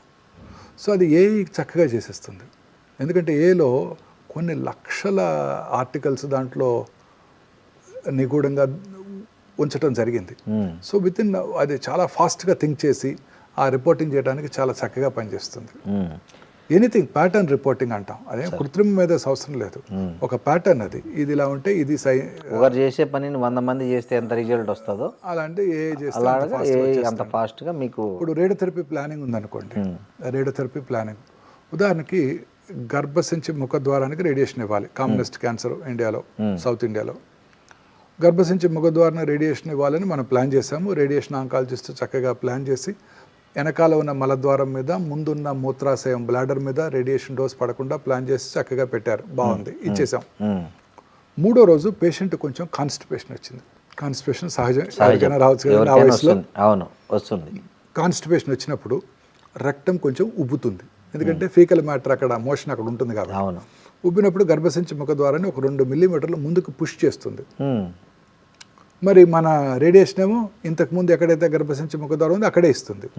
తద్వారా పార్ట్ ఆఫ్ ద రేడియేషన్ రక్తం మీద పడుతుంది, part of the cancer radiation నుంచి తప్పించుకుంటుంది. ముందుకు మూవ్ అయింది కదా, మరి అక్యురసీ మిస్ అవుతుంది. ఈ ఏఐ బేస్డ్ లీనియర్ యాక్సిలరేటర్ అంటే రేడియేషన్ ఇచ్చే పరికరము, అందులోనే ఒక సిటీ స్కాన్ ఉంటుందండి. సో ఏ రోజు కారా చూస్తుంది, అది జరిగింది చూస్తుంది. చూసిన తర్వాత దాంట్లో ఉన్న కృత్రిమ మేధస్సుతో ఆలోచిస్తుంది. అదేమిటి, నేను డాక్టర్ గారు ప్లాన్ చేసినప్పుడు గర్భసంచి ఎక్కడ ఉంది, ఇప్పుడేంటి 2 మిల్లీమీటర్ల ముందుకు జరిగింది అని ఆలోచిస్తుంది. కొత్త లొకేషన్కి అడాప్ట్ చేసుకుంటుంది. చేసుకొని మళ్ళీ రేడియేషన్ రీప్లాన్ చేసి డెలివర్ చేసేస్తుంది 3 నిమిషాల్లో. సో గ్రేట్, చాలా ఆశ్చర్యం కదండి. చాలా అద్భుతము, ఆశ్చర్యం, సంతోషకరం. అవును. ఎందుకు, ప్రిసైజ్గా రేడియేషన్ ఇవ్వటం వల్ల రేడియేషన్ రిలేటెడ్ సైడ్ ఎఫెక్ట్స్ తగ్గిపోయాయి, క్యూర్ అయ్యే అవకాశాలు కూడా పెరిగిపోయాయి. ఇది సామాన్య మానవుడికి సాధ్యం కాదు. వాళ్ళు చూసినా మళ్ళీ రేడియేషన్ రీప్లాన్ చేయాలంటే ఒక 20 గంటలు పడుతుంది. ఈ లోపల కాన్స్టిపేషన్ తగ్గిపోతుంది, పేషెంట్ మళ్ళీ నార్మల్ అయిపోతుంది. అలాగే బ్లాడర్లో యూరిన్ నిల్వ ఉంటుంది కదా. అవును. ఒకరోజు సడన్గా ఆయన రేడియేషన్కి వచ్చినప్పుడు ఆ స్త్రీ యూరిన్కి వెళ్ళాలనిపించింది. ఈ లోపల టెక్నీషియన్ రండి మేడం వచ్చేయమండి అంటారు. ఆ 2 నిమిషాలు కదా పెట్టుకుని వెళ్దామని వెళ్తారు. ఆ బ్లాడరు ఆ గర్భసంచి ముఖ ద్వారా వెనక్కి నెట్టుతుంది. ఈ పరికరం దాన్ని చూసి ఆ కొత్త లొకేషన్కి రేడియేషన్ ఇచ్చేస్తుంది. ఉదాహరణకి బ్రెయిన్లో ఒక 5 సెంటీమీటర్ల ట్యూమర్ ఉంది. ఇవాళ రేడియేషన్ ప్లాన్ చేయడం జరిగింది, చక్కగా రేడియేషన్ ఇచ్చాము. ఒక 9 రోజుల తర్వాత 5 సెంటీమీటర్ల ట్యూమరు 3.5 సెంటీమీటర్ల సైజుకి తగ్గిపోయింది. ఏఐ దాన్ని గుర్తిస్తుంది. ఓహో, మనం ప్లాన్ చేసినప్పుడు 5 సెంటీమీటర్ల ట్యూమర్కి మనం ప్లాన్ చేసాము, ఇప్పుడు సైజ్ తగ్గిపోయింది కాబట్టి రేడియేషన్ ఫీల్డ్ కూడా తగ్గిపోతుంది. సో పేషెంట్ కూడా చాలా యూజ్ దీనివల్ల. అనవసరమైన ప్లేస్లో ట్రీట్మెంట్ జరగదు. తద్వారా రేడియేషన్ ప్లేస్లోనే కరెక్ట్ రేడియేషన్ పడుతుంది. Very good. Radiation related side effects అన్ని పూర్తిగా తగ్గిపోయాయి. రేడియేషన్ ప్రిసైజ్గా ట్యూమర్ మీదే డెలివరీ చేయడం వల్ల క్యూర్ అయ్యే అవకాశాలు కూడా పెరిగిపోతాయి. ఇది కృత్రిమ మేధస్సు యొక్క గొప్పతనం. అలాగే పెట్ సిటీ స్కాను, పెట్ ఎంఆర్ఐ స్కాన్స్ కృత్రిమ మేధస్సుతో పనిచేసినప్పుడు చాలా ఫాస్ట్గా చేసేస్తాయి. నార్మల్గా పెట్ సిటీ స్కాన్ చేయించుకున్నారనుకోండి ఎవరన్నా, అప్రాక్సిమేట్లీ 24 మిల్లీ సివరెట్స్ ఆఫ్ రేడియేషన్ వస్తుంది ఆ పేషెంట్కి. రేడియేషన్ కూడా హజార్డస్సే కదా. అవును సార్, చాలా మూవ్ రేడియేషన్ వస్తుంది. ఈ కృత్రిమ మేధస్సుతో కూడిన పరికరాలు చాలా ఫాస్ట్గా మూవ్ అయిపోతాయి. ఆ 4 పొజిషనింగ్స్ అన్నీ కూడా ఫ్రాక్షన్ ఆఫ్ ఎ సెకండ్లో చేసేసి ఎంటైర్ స్కాన్ టైము 15 నిమిషాల నుంచి 3 నిమిషాలు తగ్గిపోయింది. తద్వారా రేడియేషన్ డోస్ తగ్గిపోతుంది పేషెంట్కి వచ్చే రేడియేషన్.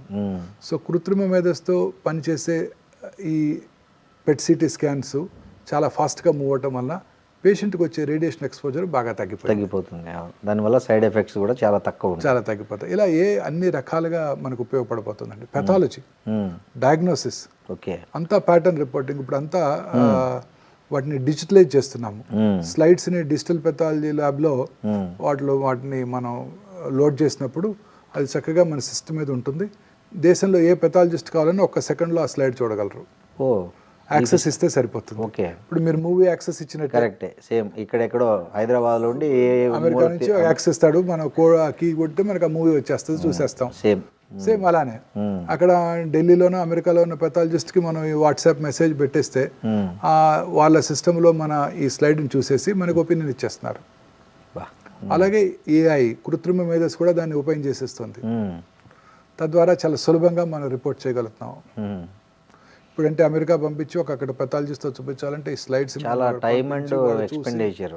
ఇప్పుడు అట్లే జస్ట్ వాట్సాప్లో లింక్ పంపిస్తారు, వాళ్ళ సిస్టంలో వాళ్ళు కూర్చొని చూసి మనకు ఒపీనియన్ చెప్తారు. Matter of hours, minutes and అదే కరెక్టే సార్.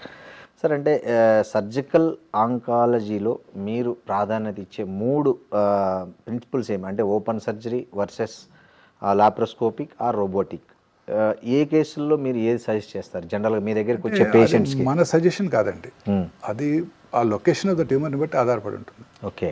ఉదాహరణకి హెడ్ అండ్ నెక్ క్యాన్సర్ ఉందనుకోండి, అంతా ఓపెన్ సర్జరీ జరుగుతూ ఉంటుంది. ఈ లాప్రోస్కోపిక్ సర్జరీ అనేది థొరకోస్కోపిక్ సర్జరీ, లేదా ఇవన్నీ కూడా కొన్ని రకాల థైరాయిడ్ ట్యూమర్స్కి, అలాగే చెస్ట్లో ఉండే ట్యూమర్స్కి దాన్ని థొరకోస్కోపిక్ సర్జరీ అంటారు, వ్యాట్స్ అంటారు. అవును.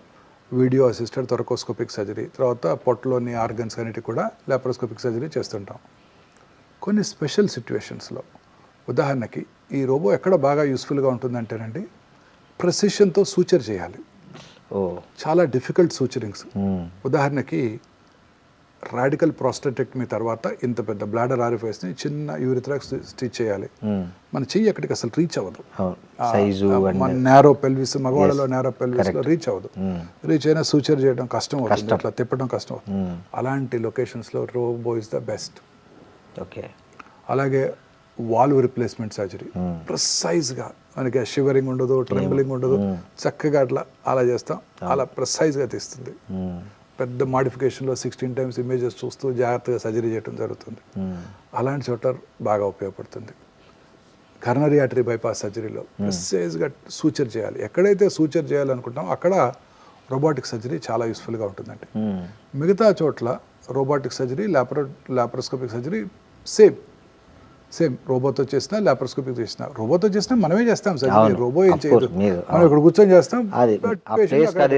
ఆపరేషన్ అంతా మన చేతిలోనే ఉంటుంది, ఎక్కడైనా ఒకటండి. ఈ ప్రెసిషన్తో సూచర్ చేయాల్సిన చోట ముఖ్యంగా prostate surgery, valve replacements, coronary artery bypass grafts, ఇక్కడ రోబో చాలా యూస్ఫుల్గా ఉండబోతుంది. Okay sir, breast, lungs, gynaecological cancers బాగా పెరుగుతున్నాయని డేటా చెప్తుంది. మీరు జనరల్గా మీ హాస్పిటల్కి వచ్చే ఓపీడీలో మీరు ఏ ట్రెండ్ ఎక్కువ, ఈ మూడిట్లో ఏది ట్రెండ్ ఎక్కువ ఉందని? బ్రెస్ట్ అండ్ లంగ్ అండి. గైనకాలజికల్ క్యాన్సర్స్ అంటే గర్భసంచి ముఖద్వార క్యాన్సర్ నెంబర్ తగ్గిపోతుందండి. ఓకే. ఇప్పుడు 2010లో 2 లక్షల గర్భసంచి కొత్త క్యాన్సర్లు డయాగ్నోస్ చేసిన సందర్భం ఇవాళ 60-70 వేలు వచ్చేసింది, తగ్గిపోయింది. ఎందుకు సార్? అంటే వ్యాక్సిన్స్ రావటం, ప్రజల్లో పరిశుభ్రత అవగాహన పెరిగిపోవటం, హైజీన్ మీద, వాటి వల్ల గర్భసంచి ముఖద్వార క్యాన్సర్స్ బాగా తగ్గిపోయాయి. ఓకే. అలాగే బ్రెస్ట్ క్యాన్సర్ ఇన్సిడెన్స్ బాగా పెరిగిపోయింది. ఆ రోజుల్లో 2010లో 70-80 వేలు సంవత్సరానికి కొత్త క్యాన్సర్ కేసులు భారతదేశంలో డయాగ్నోస్ చేస్తున్నట్టయితే ఇప్పుడు more than 2,50,000 new breast cancer patients భారతదేశంలో డయాగ్నోస్ చేయబడుతున్నాయి. అంటే ప్రతి సంవత్సరం 20-30 వేలు ఎక్కువ అవుతాయంటే, ఇంకా ICMR వారి అంచనా ప్రకారమే, అంటే ఇంకా ఎక్కువగా ఉండబోతున్నాయి. అలాగే ఓవేరియన్ క్యాన్సరు, గర్భసంచిలో బాడీ క్యాన్సర్స్ అవి ఎక్కువ అవుతున్నాయి. సో బ్రెస్ట్, ఇప్పుడు కామనెస్ట్ క్యాన్సర్ స్త్రీలలో బ్రెస్ట్ క్యాన్సరు, ఆ తర్వాత ఇంకా ఓవేరియన్ క్యాన్సరు, సౌత్ ఇండియాలో గర్భసంచి ముఖద్వార క్యాన్సరు చాలా ఎక్కువగా చూస్తున్నాం. ప్రపంచం అంతా ఓవేరియన్ క్యాన్సరు, గర్భసంచి బాడీ క్యాన్సర్స్ ఎక్కువగా చూస్తున్నాం. అలాగే పురుషుల్లోనేమో హెడ్ అండ్, అంటే ఓవరాల్ ఒక సిస్టమ్ కనుక చూసుకున్నట్టయితే గ్యాస్ట్రో ఇంటెస్టైనల్ ట్రాక్, ఒకే ఆర్గన్ కనుక తీసుకున్నట్టయితే ఓరల్ క్యావిటీ క్యాన్సర్స్ ఎక్కువగా చూస్తున్నాం అండి, ముఖ్యంగా సౌత్ ఇండియాలో. అవును సార్. అంటే ఈ పిల్లలకు పాలు ఇవ్వకపోవడము, తల్లులు ఇంతకుముందు అయితే పాత తరంలో చాలా 2-3 ఏళ్ళు వచ్చే వరకు పిల్లలకు తల్లిపాలే ఆహారంగా ఉండేది మెయిన్ ప్రధానంగా. ఇప్పుడు కొత్త జనరేషన్లో వాళ్ళకున్న పరిమితులు, జాబ్స్, తర్వాత రకరకాల వల్ల అసలు వాళ్ళు 1 నెల 2 నెలలు కూడా అంటే బ్రెస్ట్ ఫీడింగ్ అనేది తగ్గిపోయింది. సో దానివల్ల ఏమన్నా క్యాన్సర్ ఎక్కువ? అలానే లేదండి. బ్రెస్ట్ క్యాన్సర్ ఇన్సిడెన్స్ పెరగడానికి రకరకాల కారణాలు ఉన్నాయి. ఓకే. మోస్ట్ ఇంపార్టెంట్ ఏంటంటే ఈ లేట్గా మ్యారేజ్ చేసుకోవటం, లేట్గా పిల్లలు కంటాం. ఓకే. 30 సంవత్సరాల తర్వాత కనుక మొదటి కానిపోయినట్టయితే వాళ్ళలో రిస్క్ ఎక్కువ ఉంటుందండి. ఓకే. పిల్లలు లేని వాళ్ళకు కూడా రిస్క్ ఎక్కువ ఉంటుంది. లేట్గా పెళ్లి చేసుకోవటం, పెళ్లి చేసుకున్న ఈ కెరియరు, ప్రమోషన్స్, వీటితో జాబు, రెస్పాన్సిబిలిటీస్తో పిల్లల్ని లేట్గా కంటాం, వాళ్ళలో క్యాన్సర్ ఇన్సిడెన్స్ ఎక్కువగా ఉంటుందండి. అలాగే ఈ నైట్ టైం పనిచేసే వాళ్ళలో ముఖ్యంగా సర్కేడియన్ రిజం అంటే మన బాడీ యొక్క అలాం దెబ్బతింటుంది, నిద్ర అలాం. దానివల్ల మెలటోనిన్ అనే హార్మోన్ ఉత్పత్తి తగ్గిపోయి వాళ్ళలో ఈ బ్రెస్ట్ క్యాన్సరు, పురుషుల్లో ప్రాస్టేట్ క్యాన్సరు వచ్చే అవకాశాలు ఎక్కువగా ఉంటాయి. ఇవి చాలా ముఖ్యమైన కారణాలండి. తర్వాత అర్బన్ ఏరియాస్లో దురలవాట్లు స్త్రీలలో, ఆల్కహాల్, స్మోకింగ్, అలాగే ఊబకాయం, ఇవన్నీ కూడా బ్రెస్ట్ క్యాన్సర్ ఇన్సిడెన్స్ పెరగడానికి దోహదం చేస్తున్నాయండి. ఇక బ్రెస్ట్ ఫీడింగ్ ఇవ్వకపోవటం వల్ల క్యాన్సర్ వస్తుంది అనుకునేది yes, to an extent yes. కానీ బ్రెస్ట్ ఫీడింగ్ ఇవ్వటం వల్ల ఏమొస్తుందంటే లాక్టేషనల్ ఎమినోరియా వస్తుంది. అంటే బ్రెస్ట్ ఫీడింగ్ ఇస్తున్నంతకాలం జనరల్గా పీరియడ్స్ రావు. ఓకే. ఆ పీరియడ్స్ రానప్పుడు ఆ పీరియడ్స్ టైంలో వచ్చే హార్మోన్స్, ఈస్ట్రోజన్ హార్మోన్ పీక్స్ ఉంటాయి, అవి ఆగిపోతాయి. తద్వారా అది బెనిఫిషియల్గా ఉంటుంది తప్ప ఈ బ్రెస్ట్ ఫీడింగ్ ఇవ్వకపోవడం వల్లే బ్రెస్ట్ క్యాన్సర్ వస్తుంది అనే దాంట్లో అది పూర్తిగా నిజం లేదండి. మెయిన్ కారణం ఇదండి, లేటుగా పిల్లల కంటాం, దొరలవాట్లు, ఊబకాయము, ఇవన్నీ కూడా ఈ బ్రెస్ట్ క్యాన్సర్ ఇన్సిడెన్స్ పెరగడానికి ముఖ్య కారణాలు. ఈ మధ్య సోషల్ మీడియాలో ఇంకో చర్చ నడుస్తుంది సార్, వైఫై వల్ల కూడా క్యాన్సర్ పెరుగుతుంది. ఎప్పుడు వైఫైలో పనిచేయడం, వైఫై కనెక్టెడ్గా సిస్టమ్స్ ముందు కూర్చోవడం, లేదా వైఫై కనెక్టెడ్గా మొబైల్స్ దగ్గర పెట్టుకోవడం, బాడీకి అతి దగ్గరగా పెట్టుకోవడం, అది కూడా ఒక రీజన్ అవుతుంది అనేది. ఇది ప్రూవెన్ కాదండి, ఇంకా ప్రూవెన్ కాదు. వైఫై వల్లే క్యాన్సర్ వస్తుందని ప్రూవెన్ కాదండి. దాని మీద ఇంకా చాలా రీసెర్చ్ జరగాల్సి ఉంటుందండి. ఓకే. బట్ బేసిక్గా అట్లాంటి ఎన్విరాన్మెంట్లో తక్కువ ప్రాబబ్లీ ఉండవచ్చు కూడా, అన్లెస్ అధ్యయనాలు ఏమైనా తేలితే తప్ప మనం ఖచ్చితంగా ఇది అని చెప్పలేమండి. అంటే సైంటిఫిక్గా ప్రూవ్ కాలేదు. సో కాబట్టి దాన్ని ఖచ్చితంగా నిర్ధారించలేము ఇప్పుడు. ఓకే సార్, మీపై వచ్చే రివ్యూస్లో ఎక్కువగా హ్యూమన్ వాల్యూస్ ఉన్న డాక్టర్ అని చాలా కామెంట్స్ పెడుతుంటారు. మీ వీడియోలకు కానీ మీ షార్ట్స్కి కానీ చాలామంది కామెంట్లు చదివితే హ్యూమన్ వాల్యూస్ ఉన్న డాక్టర్, బెస్ట్ డాక్టర్ అనే కామెంట్లు ఎక్కువ నేను చూసిన యాక్చువల్గా. సో ఒక క్యాన్సర్ పేషెంట్తో మాట్లాడేటప్పుడు అసలు మీ మైండ్ సెట్ ఎట్లా ఉంటుంది సార్ జనరల్గా? మనం ఒకటి అర్థం చేసుకోవాలండి, పువర్ పేషెంట్ అయితే వాళ్ళకి ఎక్స్పెన్సివ్ ట్రీట్మెంట్స్ చెప్పనేకూడదు. ఓకే. వాళ్ళు ఎక్కువ ఇబ్బంది పడతారు, కొనుక్కోలేమన్న బాధ వాళ్ళలో ఉంటుంది. అలానే చాలా కష్టం అండి ఆంకాలజీ ప్రాక్టీస్ చేయడం, చాలా కష్టం. ఎందుకంటే ఈ ఆంకాలజీలో అనేక రకాలైన న్యూయర్ అడ్వాన్సెస్ వచ్చాయి. ఇవన్నీ కూడా చాలా ఎక్స్పెన్సివ్ అండి. ఈ ఆర్టిఫిషియల్ ఇంటెలిజెన్స్తో పనిచేసే చికిత్సా పరికరాలు చాలా ఎక్స్పెన్సివ్. మెషినే ఎక్స్పెన్సివ్, $4 million ఉంటుంది. యాన్యువల్ మెయింటెనెన్స్ కాంట్రాక్టే $750,000 ఉంటుంది. దానికి తోడు మన కస్టమ్స్ ఇప్పుడే మనం డిస్కస్ చేసాము, మెయింటెనెన్స్ కూడా జిఎస్టీ కట్టాలి, మెయింటెనెన్స్ కాంట్రాక్ట్ కూడా జిఎస్టీ కట్టాలి. సో అన్నీ కూడా ప్రొహిబిటివ్లీ ఎక్స్పెన్సివ్ అండి. ఇప్పుడు రాబోయే మందులు, వచ్చిన కొన్ని మందులు కూడా చాలా ఖర్చుతో కూడుకున్నాయండి. ఇప్పుడంతా ఫ్యూచర్ అంతా కూడా ఇమ్యూనోథెరపీ అనండి. ఇప్పుడు నేను కూడా మీకు ఇచ్చే సలహా ఏంటంటే మీరు అందరూ ముందు మిమ్మల్ని మీ ఫ్యామిలీకి $1 కోటి ఇన్సూర్ చేయించుకోండి. కారణం ఏంటంటే వచ్చే మందులన్నీ అలా ఎక్స్పెన్సివ్ ఉండబోతున్నాయి. అవన్నీ పేటెంటెడ్ మాలిక్యూల్స్, అంతే పేటెంట్ లాస్ అంటారు. వాళ్ళు తప్ప ఇంకెవరు తయారు చేయకూడదు నెక్స్ట్ 10 నుంచి 15 సంవత్సరాలు. ఇందువలన అవి చాలా ఖర్చుతో కూడుకున్నాయి. ఇవి చెప్పడం చాలా కష్టం అండి. చెప్తే ఒక బాధ, చెప్పకపోతే ఒక బాధ. చెప్పలేదనుకోండి, ఇంట్లో పిల్లాడు ఉంటాడు, చిన్న పిల్లాడు ఎవరో ఉంటాడు, గూగుల్ చేస్తాడు, అమ్మ ఇక్కడ కొత్త మెడిసిన్ ఉంది ఇమ్యూనోథెరపీ అంటాడు, ఈ డాక్టర్కి తెలియదు చెప్పలేదు అంటాడు. వాళ్ళు అడుగుతుంటారు, చెప్పాలన్నా బాధగా ఉంటుంది. సామాన్య ప్రజలు లక్షలు పోసి కొన్ని క్యూర్ అయ్యేటట్టుంటే మనం ఎంతైనా ఖర్చు పెట్టుకోమని చెప్పచ్చు. క్యూర్ కానీ దానికి ఇమ్యూనోథెరపీ పెట్టుకోండి, టార్గెటెడ్ థెరపీ పెట్టుకోండి, 8 నెలలు బతికేవాళ్ళు 40 నెలలు బతుకుతారు, 10 నెలలు బతికేవాళ్ళు 30 నెలలు బతుకుతారని చెప్పడం కూడా మనం చాలా కష్టంగా ఉంటుందండి. క్యాన్సర్ ప్రాక్టీసు అసలు వైద్యులు కూడా చాలా సవాలుగా మారిందండి. ఒక చిన్న ఉదాహరణ చెప్తాను. నేను చదువుకున్న ఊళ్ళో మన జిల్లాలోనే ఒక మంచి డాక్టర్ గారు ఉన్నారు. అద్భుతమైన వ్యక్తి, వైట్ ప్యాంట్ వైట్ షర్ట్ వేసుకుంటారు, జస్ట్ బల మీద కూర్చొని ప్రాక్టీస్ చేస్తారు. ఆయన ఫిలాసఫీ ఏంటంటే, నా చిన్నప్పుడు ఆయన చూశాను నేను, ఆయన ఫిలాసఫీ ఏంటంటే పేదలకు అందరికీ కూడా తక్కువ ఖర్చుతో వైద్యం చేయాలి, ఊరికే టెస్టులు రాయకూడదు. సో మనం ఇప్పుడు కాదులేండి, 4-5 ఏళ్ళ క్రితం వరుసగా 4-5 పేషెంట్లు వచ్చారు నాకు అక్కడ నుంచి, ఖమ్మం నుంచి. ఏంటంటే లంప్ బ్రెస్ట్ పెరిగిపోయింది, అయ్యో నేను తెలుసు కదా మీకు, మరి ఏంటి రాలేదు అంటే, మన డాక్టర్ గారిని కలిసాం, ఏం లేదన్నారు, చూసి ఏం లేదన్నారు. అయ్యో ఒక మ్యామోగ్రఫీ చేసినా సరిపోయేది అనుకుంటా వాళ్ళే అంటున్నారు. సో టెస్ట్ చేస్తే ఒక బాధ, చెయ్యకపోతే ఒక బాధ. కరెక్ట్. టెస్ట్ చేసామా కమర్షియల్ టెస్టులు చేస్తున్నారు, ఊరికే చేయకపోతేనేమో నిర్ధారణ మిస్ అయ్యి లేట్ స్టేజ్ డయాగ్నోసిస్. చాలా కష్టమైపోతుందండి అసలు. గ్యాస్ట్రోఎంట్రాలజిస్టులు చిన్న గ్యాస్ కడుపులో మంట అంటారు, ఎండోస్కోపీ చేస్తే ఒక బాధ, ఊరికే గ్యాస్ మంటకి వెళ్తే ఎండోస్కోపీ చేసి 3,000 తీసుకున్నారు డాక్టర్ అంటారు. చేయకపోతే మొన్న మధ్య జరిగింది నాకు ఒక పేషెంట్, నాకు బాగా తెలిసిన పేషెంట్, కొంచెం లేట్గా వచ్చాడు. ఏంటయ్యా నేను తెలుసు కదా, ఎందుకు రాలేదు ముందంటే, ఎందుకు రాలేదు, నేను ఆ గ్యాస్ట్రోఎంట్రాలజిస్ట్ చుట్టూ తిరుగుతూనే ఉన్నాను కదా 2 నెలల నుంచి అంటున్నాడు. అతను కూడా నాకు మంచి మిత్రుడు. అతనికి ఫోన్ చేశాను, అదేంటి డాక్టర్ గారు ఇట్లా అయింది, మన తిడుతున్నాడు మిమ్మల్ని అని. తిట్టాడా, మంచిదిలే అన్నాడు. ఏమన్నా ఓపిక వచ్చేసరికి 20 మంది కూర్చొని ఉంటారు, ప్రతి వాళ్ళ కంప్లైంట్ ఇదే, గ్యాస్. అందరికీ నేను ఎండోస్కోపీ చేశాను అనుకో, పక్కా కమర్షియల్, కడుపులో మంట అంటే ఎండోస్కోపీ చేసి 3,000 తీసుకున్నాడు డాక్టర్ అంటారు. అందుకని మందులు రాసిస్తాను. మళ్ళీ రెండోసారి వస్తే మెడిసిన్స్ మార్చి మళ్ళీ రాసిస్తా. మూడోసారి వస్తే అప్పుడు నేను ఎండోస్కోపీ చేస్తా.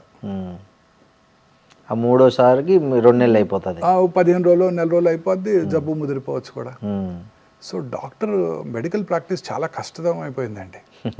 ఒక రకంగా టెస్ట్ రాస్తే ఒక బాధ, టెస్ట్ రాయకపోతే ఒక బాధ, స్కానింగ్ చేస్తే ఒక బాధ, చేయకపోతే ఒక బాధ, చాలా కష్టం అండి ఇప్పుడు. సార్ మీ దగ్గరికి మన తెలుగు రాష్ట్రాలతో పాటు చాలా పక్క రాష్ట్రాల వాళ్ళు కూడా చాలా సుదూర నుంచి మీ దగ్గరికి పేషెంట్లు వస్తుంటారు, చాలా రకరకాల నగరాల నుంచి రాష్ట్రాల నుంచి వస్తుంటారు కదా సార్. సో అంత దూరం నుంచి వచ్చే పేషెంట్ల కోసం మీరు ఏమన్నా ప్రత్యేకంగా, అంటే వాళ్ళ డ్యూరేషన్ తగ్గించడానికి, బాధ తగ్గించడానికి ఏమన్నా స్పెషల్గా ఏమైనా ఒక ప్రోగ్రామ్ లాంటిది ఏమైనా డిజైన్ చేశారా? లేదండి, మనకు ఖచ్చితంగా ఇక్కడ దగ్గరలో అకామిడేషన్స్ అన్నీ మనకు ఫిక్స్డ్గా ఉన్నాయి, తక్కువ ఖర్చులో బయట దొరుకుతాయి అకామిడేషన్స్. ఇప్పుడు మోస్ట్ ఆఫ్ ద చికిత్సలు వచ్చిన రోజే scanning, most of them appointment తీసుకుని వస్తారు కాబట్టి వచ్చిన రోజే స్కానింగ్ చేసేయటం, మధ్యాహ్నానికల్లా రిపోర్ట్ ఇచ్చేయటం, కానీ సర్జరీ చేయాలన్నా నెక్స్ట్ డేకి సర్జరీ చేసేయడం సరిపోతుంటుందండి. ప్రాబ్లం వల్ల ఈ రేడియేషన్ చికిత్స, ఈ రేడియేషన్ చికిత్స కూడా అనేక రకాలైన న్యూయర్ చికిత్సలు వచ్చాయండి. ఇప్పుడు సైబర్ నైఫ్ చికిత్స, ఇంతకుముందు 30-40 రోజుల్లో వచ్చే రేడియేషన్ చికిత్స ఇప్పుడు 4-5 రోజుల్లో ఇచ్చేస్తున్నాం. వాడు తొందరగా మళ్ళీ చక్కగా వాళ్ళు ఊరు వెళ్ళిపోవడానికి దూరం నుంచి వచ్చారు. మొన్న మధ్య వచ్చారు ఒక ప్యాంక్రియాటిక్ క్యాన్సర్ పేషెంట్, అక్కడ దుర్గాపూర్ స్టీల్ ప్లాంట్ అక్కడ నుంచి వచ్చారండి. ఓకే. ఇక్కడెక్కడికో వచ్చి ఇక్కడ ప్యాంక్రియాటిక్ క్యాన్సర్, ఇంకా ఇనాపరబుల్ డిసీజ్ అంటే చిన్న ట్యూమర్ అంటే నా దగ్గరకు వచ్చారు, చూసి ఒక వీడియో చూసి సైబర్ నైఫ్ చేయించుకుందామని. చక్కగా 5 రోజుల్లో ట్రీట్మెంట్ ఇవ్వడం, చక్కగా హ్యాపీగా వెళ్ళిపోవడం జరిగిందండి. బంగ్లాదేశ్ నుంచి మోర్ దాన్ 30 మంది కార్సినోమా ప్రాస్టేట్ క్యాన్సర్ పేషెంట్లు వచ్చారండి 3-4 సంవత్సరాల్లో. ఓకే, చక్కగా 5 రోజుల్లోనే ఈ సైబర్ నైఫ్ చికిత్స చేయటం, వాళ్ళు చక్కగా పూర్తిగా సాటిస్ఫైడ్గా వెళ్ళిపోయారు. వాళ్ళే ఇంకో 30 మంది పేషెంట్లు పంపిస్తారు నెక్స్ట్ 2 ఏళ్లలో. ఓకే, అదే అంటే అంతంత దూరం నుంచి వచ్చే వాళ్ళ కోసం మీరు స్పెషల్గా ఇలాంటి చికిత్సా విధానాలతో చక్కగా చేయగలుగుతున్నాం. ఓకే సార్, ఈ మధ్య రష్యా వ్యాక్సిన్ ఒకటి బాగా ఫేమస్ అయింది. అది వస్తుంది, క్యాన్సర్ ముఖ చిత్రాన్నే మార్చేస్తుంది. రష్యా ఇండియాకంతా మొత్తం ఫ్రీ వ్యాక్సిన్ ఇస్తుందని ఒకటే చర్చ జరుగుతుంది సోషల్ మీడియాలో. మనిషి ఆశాజీవి అండి, అంతేనా? ఈ రష్యన్ ఆ వ్యాక్సిన్స్ ఏది కూడా ఇంతవరకు బయట ప్రపంచంలో దాన్ని పూర్తిగా టెస్ట్ చేయబడి ఇంతవరకు లార్జ్ పాపులేషన్స్ మీద ఇచ్చి రిజల్ట్స్ ఏమీ లేవు. ఓకే, ఓన్లీ రష్యాలో అప్రూవ్డ్ అయిన వ్యాక్సిన్? అప్రూవ్ అయిన కూడా లేదండి. వాళ్ళు ఏదో ఒక మన న్యూస్ ఐటమ్ లాగా వచ్చింది తప్ప వాళ్ళ సైంటిఫిక్ పబ్లికేషన్స్ ఏమీ చెప్పలేదు. ఓకే, ఇదేదో ఒక mRNA వ్యాక్సిన్ కోలన్ క్యాన్సర్ పేషెంట్స్లో కొంచెం యూస్ఫుల్గా ఉంటుందని వాళ్ళు ఏదో ఒక నోట్ ఇచ్చినట్టు అనేక రకాలైన స్టడీస్ చెప్తున్నాయి ఇప్పటి వరకు. అంతే తప్ప దాని మీద అధ్యయనాలు కానీ వాళ్ళు చేసిన రీసెర్చ్ పబ్లికేషన్స్ కానీ ఏమీ కూడా ఇంతవరకు పబ్లిష్ అవ్వలేదు. రష్యా ఇప్పుడు ప్రాక్టికల్లీ అన్ అండర్ డెవలప్డ్ కంట్రీ అండి ఇప్పుడున్న వార్ పరిస్థితుల్లో. సో వాళ్ళు ఇలాంటి చాలా బహుళంగా ఈ వ్యాక్సిన్ అందరికీ అందుబాటులోకి తెచ్చి అది అందుబాటులోకి వచ్చిన తర్వాత అందరికీ ఉపయోగపడి సైడ్ ఎఫెక్ట్స్ లేకుండా ఉన్నప్పుడే దాన్ని మనం గుర్తించడం జరుగుతుంది. నా ఉద్దేశం సైంటిస్టులు అందరూ అనుకునేది ఏంటంటే ఇంకా చాలా సమయం ఉంది, అది ఇంకా ప్రూవెన్ బెనిఫిట్ లేదు అని అనుకుంటూ ఉన్నారు. ఓకే సార్, ఇంకోటి త్వరలో క్యాన్సర్కు 4 రకాల మందులు వస్తున్నాయి, వాటి వల్ల చాలా ఉపయోగం ఉండబోతుంది అనేది కూడా ఉంది. నిజంగా ఆ 4 మందులు ఉపయోగపడతాయండి డెఫినెట్గా. నేను ఇందాక చెప్పింది immunotherapy, okay, nibs and న్యాబ్స్, మిబ్స్ and మ్యాబ్స్ అంటారు. ఓకే, డెఫినెట్లీ అండి, ఇవన్నీ కూడా ఉపయోగపడబోతున్నాయండి. క్యాన్సర్ యొక్క ట్రీట్మెంట్ అంతా కూడా పూర్తిగా మారిపోతుందండి. ఎందుకంటే ఈ క్యాన్సర్ ట్రీట్మెంట్లో సైడ్ ఎఫెక్ట్స్ లేకుండా క్యాన్సర్ సెల్నే టార్గెట్ చేస్తూ ఇచ్చే మెడిసిన్స్, అలాగే క్యాన్సర్స్ని చంపేసే మన ఓన్ ఇమ్యూన్ మెకానిజమ్స్ని బాగా పుష్ చేసే మెడిసిన్స్ కూడా అందుబాటులోకి వస్తున్నాయి. ఎప్పటి లోపల రావచ్చు సార్ ఇవన్నీ మార్కెట్? అన్ని స్లోగా ఒక్కొక్క జబ్బుకి వచ్చేస్తున్నాయండి ఇప్పుడు. అవునా సార్, అంటే టోటల్గా అన్ని రావడానికి ఎంత టైం పడుతుంది? ప్రతి సంవత్సరం ఇదే వర్క్ అండి. ఓకే, ప్రతి కంపెనీ ఇదే వర్క్ చేస్తుంది. అనేక రకాలైన మాలిక్యూల్స్ ప్రతి నెల కొత్త మాలిక్యూల్స్ అందుబాటులోకి వస్తున్నాయి. క్యాన్సర్ పూర్తిగా జెనెటిక్ డిసీజ్ అండి. కొన్ని జన్యుపరమైన మ్యూటేషన్ల వల్ల క్యాన్సర్ వస్తుంది. ఆ మ్యూటేషన్స్ని టార్గెట్ చేసే మెడిసిన్స్ కూడా అందుబాటులోకి రాబోతున్నాయి. సార్, ఇండియాలో ఇప్పుడు పెరుగుతున్న క్యాన్సర్ కేసులను ప్రభుత్వము ప్రైవేట్ రంగం కలిసి పనిచేసే తప్ప అది అదుపులోకి వచ్చే పరిస్థితి లేదు. నిజంగా అట్లాంటి ఒక పరిస్థితి ఏర్పడి ప్రభుత్వం ప్రైవేట్ భాగస్వామ్యంతో క్యాన్సర్ మీద యుద్ధం చేయాల్సి వస్తే ఫస్ట్ దేని మీద ఫోకస్ చేయాలంటారు? ఎర్లీ డయాగ్నోసిస్, క్యాన్సర్ని ముందుగా కనిపెట్టడం మీద ఫోకస్ చేయాలండి. ఓకే, క్యాన్సర్ని ముందుగా కనిపెడితే క్యూర్ అయిపోతాయండి ఆటోమేటిక్గా. ఓకే, ప్రజల్లో ఒక అవగాహన పెంచడం, ప్రజల్లో ముందుగా గుర్తించడానికి వాళ్ళందరికీ స్క్రీనింగ్ పద్ధతుల్ని, స్క్రీనింగ్ టెక్నిక్స్ని వాళ్ళందరికీ అందుబాటులో ఉంచడం ప్రైవేట్ హాస్పిటల్ వల్ల అయ్యే పని కాదు. ఓకే, ప్రైవేట్లో ఉన్న స్పెషలిస్టులు అలాగే ప్రభుత్వం దగ్గర ఉన్న వనరులతో ఇది ఖచ్చితంగా చేయగలమండి. ఓకే, అలా కనుక చేసినట్టయితే క్యాన్సర్ని ముందుగా గుర్తిస్తే ఏ క్యాన్సర్ అయినా క్యూర్ చేయడానికి అవకాశం ఉంటుందండి. సరే, మీకు ఈ 32 ఇయర్స్ అట్లా ఎక్స్పీరియన్స్లో మీకు ఛాలెంజింగ్గా అనిపించిన సర్జరీ ఏదైనా ఉందా సార్? ఈ మొత్తం మోర్ దెన్ ఛాలెంజింగ్ అని technically not a great demanding surgeries కాదండి. ప్రాబ్లం వల్ల ఏంటంటే పేషెంట్ యొక్క జనరల్ కండిషన్ బాగోనప్పుడు వారి హార్ట్ ఎలా విత్ స్టాండ్ అవుతుందో ఈ సర్జరీ అనేదే భయం అండి. చాలాసార్లు అదే మెయిన్ ప్రాబ్లం. ఓకే, అనేక రకాల న్యూవర్ ఎక్విప్మెంట్ అందుబాటులోకి వచ్చాయి. ప్రిసైజ్గా చూస్తున్నాము, లాప్రోస్కోప్తో చేస్తున్నాము, ప్రిసైజ్గా మనం అన్ని రకాల ఎక్స్పర్టైజ్ అందుబాటులో ఉంది. ఒక సర్జరీ చేయమండి. ఇప్పుడు ప్యాంక్రియాటిక్ సర్జరీ అంటే నేను మా కొలీగ్ సర్జికల్ గ్యాస్ట్రాంటాలజిస్ట్ ఉంటాను, అలా ప్రతి సర్జరీ కూడా కలిసి చేస్తుంటాం. సో ఛాలెంజ్ అనే దానికన్నా పేషెంట్ తట్టుకుంటారా లేదా అనేదే భయం. ఓకే, ఎందుకంటే క్యాన్సర్స్ జనరల్గా ఓల్డ్ ఏజ్లోనే వస్తుంటాయి. Correct sir. సార్, మీది లాప్రోస్కోపిక్ ఆంకాలజీ మీ స్పెషలైజేషన్ సార్. సో మామూలుగా మీ గ్యాస్ట్రిక్, కొలరెక్టల్ అలాగే రీనల్ ట్యూమర్లలో లాప్రోస్కోపిక్ ఓపెన్ సర్జరీ అనే దాంట్లో మీ డెసిషన్ ఎక్కడ షార్ప్గా దేని? మోస్ట్లీ అందరికీ లాప్రోస్కోపీ సర్జరీ చేయడమే జరుగుతుంటుందండి. కొన్నిసార్లు లోపల ఏమైనా అతుక్కొని ఉన్నా, ట్యూమర్ బాగా పెద్దగా ఉండి తీయలేకపోతున్నా అలాంటప్పుడు తప్ప 90% లాప్రోస్కోపిక్ సర్జరీతోనే చేయడం జరుగుతూ ఉంటుందండి. Okay, thank you sir, thank you very much. మీ విలువైన సమయాన్ని మాకు కేటాయించినందుకు, అలాగే మా ప్రశ్నలన్నిటికీ చాలా ఓపిక్గా వివరంగా సమాధానాలు చెప్పినందుకు చాలా థ్యాంక్స్ అండి. Thank you very much. And for more videos, Please subscribe to iDream. Please subscribe to iDream. Please subscribe iDream. And please subscribe to iDream. For more videos, subscribe to iDream. please like, share and subscribe to the channel. Congratulations iDream. Subscribe to iDream. Subscribe to iDream. So subscribe to iDream Media. iDream की iDream team अंदर की huge congratulations. Please subscribe iDream Media. Please subscribe to iDream. Subscribe iDream. Please subscribe to iDream. iDream అంటే నా కళల channel subscribe చేసుకున్న నోరు తిరుగుతలేదు, మీరైతే గంట గుర్తు కొట్టండి. For more such videos, please subscribe to iDream. Subscribe to iDream. Please subscribe to iDream. Please subscribe iDream Media. Please do subscribe to iDream. Please subscribe to iDream Media. For best entertainment and information, please subscribe iDream. And don't forget to subscribe to iDream.